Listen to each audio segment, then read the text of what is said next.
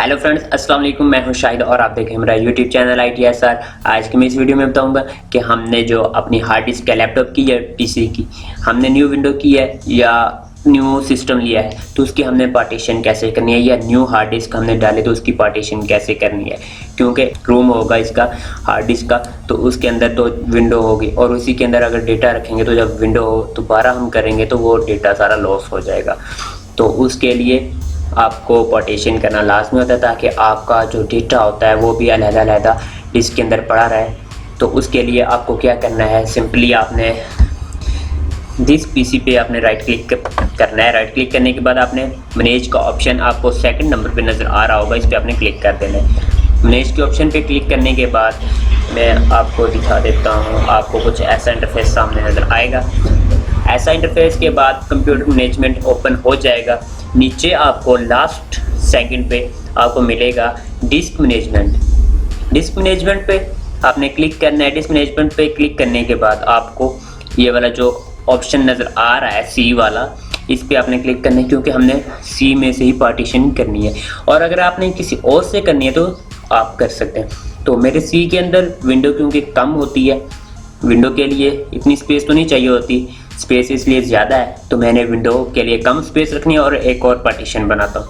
तो पार्टीशन के लिए पहले मैं आपको बता दूं कि हमने एक तो विंडो की हो जाएगी और 3 पार्टीशन और हम बना सकते हैं, 3 रूम्स और बना सकते हैं अपने डेटा को स्टोर करने के लिए। तो पहले मेरे 3 बने हुए और चौथा जो है वो लोकल डिस्क सी यानी कि विंडो का बना हुआ है। तो अब मैं क्या करूँगा कि पहले एक को डिलीट करूँगा और फिर आपको स्टेप बाय स्टेप समझाऊंगा कि हमने कैसे इसको क्रिएट करना है। तो सबसे पहले मैं ये वाला, क्योंकि ये कम MB का बना हुआ है, कम स्पेस है इसमें, तो इसमें डिलीट कर देता हूँ। डिलीट वॉल्यूम पे आपने क्लिक करना है और ये डेल हो जाएगा जी। तो अब हम न्यू बनाने के लिए क्या करेंगे, सी पे आके राइट क्लिक करेंगे। राइट क्लिक करते ही श्रिंक वॉल्यूम आपको ऑप्शन नज़र आ रहा होगा, इस पर आपने क्लिक करना है। तो थोड़ा सा टाइम वो लेगा, तो उसके बाद आपका जो नेक्स्ट प्रोसेस है वो ओपन हो जाएगा, नेक्स्ट पेज ओपन हो जाएगा जी। दोस्तों नेक्स्ट जो टॉपिक है, नेक्स्ट जो इंटरफेस है वो आपके सामने रहा। ऐसा आपको सामने एक पेज ओपन हो जाएगा श्रिंक सी। तो हमने क्या करना है कि अब हमने इधर जो पार्टीशन करनी है नेक्स्ट की वो हमने इधर लिख देना है। वो बता रहे हैं कि 835 तक आप कर सकते हैं, इससे ज़्यादा नहीं कर सकते। जैसे मैं 835 था तो 836 करूँगा तो वो नीचे 0 आ जाएगा और नेक्स्ट श्रिंक जो ऑप्शन था वो भी नहीं आएगा। तो ये आप देख सकते हैं total size before shrink in MBs 23,984 और size of available shrink space in MBs 835 और enter the amount of space to shrink in MBs, वो भी आप देख सकते हैं। Total size after shrink in MBs वो भी आप देख सकते हैं। तो मैं इधर 500 की कर लेता हूँ या फिर 5500 नहीं होगा तो 500 की चलो कर लेते हैं।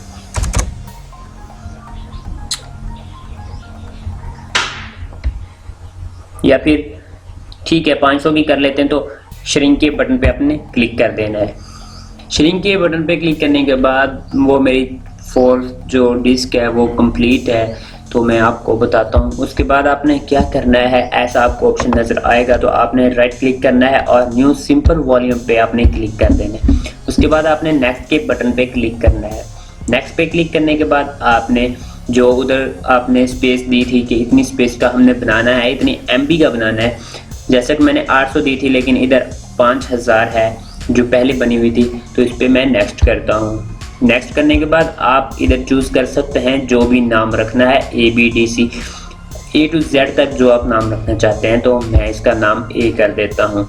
तो इसके बाद आपने सिंपली नेक्स्ट पे क्लिक करना है और उसके बाद आपने ये इधर अगर आप नाम इधर चेंज करना चाहते हैं तो वो भी आप कर सकते हैं। जैसे कि मैं इधर ITSR کا تو میرے خیال میں بنا ہوا ہے پہلے، تو جسٹ شاہد کا ادھر لکھ دیتا ہوں SHAHID، کیپٹل میں لکھیں یا پھر اسمال میں، وہ آپ کی مرضی. تو نیکسٹ پہ کلک کر دیتا ہوں تو فنش، اور یہ ہماری پارٹیشن ہو چکی ہے.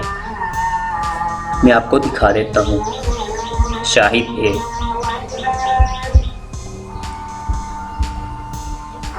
یہ آپ دیکھ سکتے ہیں سٹارٹنگ میں آ گیا شاہد A کے نام سے. دوستو یہ تھی ہمارے آج کی ویڈیو، ملتے ہیں انشاءاللہ نیکسٹ ویڈیو میں، تب تک کے لیے اللہ حافظ.